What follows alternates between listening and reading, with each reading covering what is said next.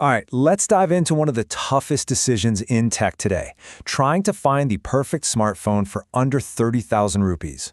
We're going to build your personal guide for 2026.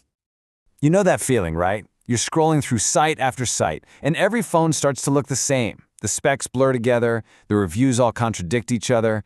It's super easy to get completely paralyzed, worried you're going to make the wrong call. Well, here's the big thing you need to know. The rules of the game have totally changed. The kind of powerful processors, huge batteries, and amazing screens that you used to have to pay a fortune for, that's now just the starting point in the mid-range. And kind of ironically, that actually makes picking the right phone even harder, not easier. So, how on earth do we navigate this new world? First, we need to understand what we're up against. Let's call it the mid-range maze. And this, right here, is the most important takeaway. The challenge has shifted. Honestly, most phones at this price are good. So the goal isn't just to find a good one anymore, it's about figuring out which of these really capable phones is the absolute right one for you, for how you actually live your life. And that's where we're going next. Think of this as your toolkit. We're going to give you a framework, a simple way to cut through all the marketing noise, and help you land on a decision you'll be happy with for years. Everything boils down to these 5 key areas.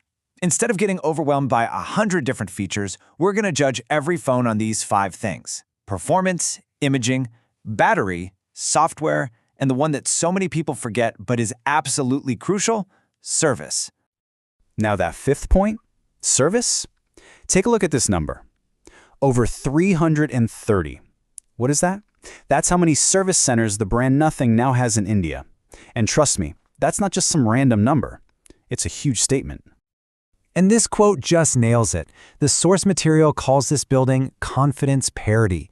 Basically, it means that the newer brands aren't just trying to win you over with cool specs anymore. They're proving they can stand side by side with the old school giants when it comes to after-sales support. That's a massive deal when you want to buy a phone and have zero regrets later. Okay, toolkit in hand, let's get to it. We're going to use our 5-point checklist to break down some of the hottest phones on the market right now. So first up, let's talk about the absolute power players. You've got the Poco F7, packing the latest and greatest Snapdragon 8S Gen 4 chip and a ridiculously huge battery. Then there's the iQOO Neo 10R with a still super fast chip, and this massive cooling system inside. For a serious user, this is a choice between having the absolute peak power versus having amazing power that stays cool for hours of gaming.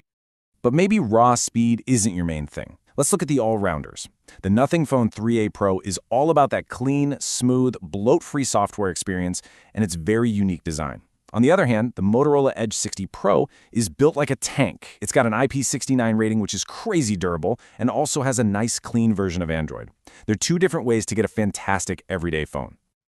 Okay, so this is where it gets real. You have to know the trade-off. For the Poco F7, it's simple. You're getting the best gaming performance, period. That's its superpower. The catch? It's a heavy phone, and the software, while fast, is known to have a lot of extra apps pre-installed.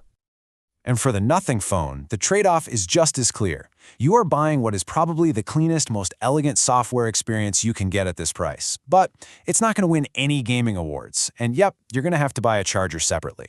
It's a choice of sophistication over sheer muscle. And that brings us to the most important part of this whole thing. We've seen the specs, we know the trade-offs. Now let's figure out which one of these actually fits you. It's time to find your phone persona. Okay, first up, Persona A. Does this sound like you?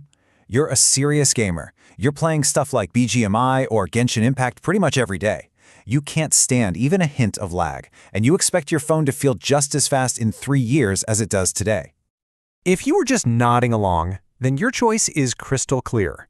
It's the Poco F7. That Snapdragon 8S Gen 4 chip offers the most raw power, and that giant battery means you can game for hours. It is, without a doubt, the king of performance. All right, how about Persona B? Your phone is basically your main camera. You're all over Instagram and YouTube. You care a lot about how good your portraits and selfies look, and you need a camera that can take great photos even when the lighting is tricky. Natural colors are everything. If that's you, then the phone you should be looking at is the Vivo V60e. The sources all point to its special hardware, that Aura light system, which is literally designed to take better portraits and get skin turns looking just right, especially indoors. Its camera is tuned for people. And last but not least, Persona C. Clutter is your enemy. You can't stand ads, pre-installed bloatware, or annoying notifications. You just want a phone that feels clean, private, and secure, and will still feel that way years from now. The day-to-day software is your #1 priority. If you're Persona C, then the Nothing Phone 3A Pro was basically made with you in mind. Its software, Nothing OS, is celebrated in the source material as the gold standard for a clean, bloat-free Android experience. It's designed to be a joy to use for a long, long time. So there you have it. You see, the goal here was never to just tell you this is the best phone. It was to give you a toolkit, a way of thinking, so you can find the phone that is without a doubt the best for you, so you can make that purchase and feel great about it.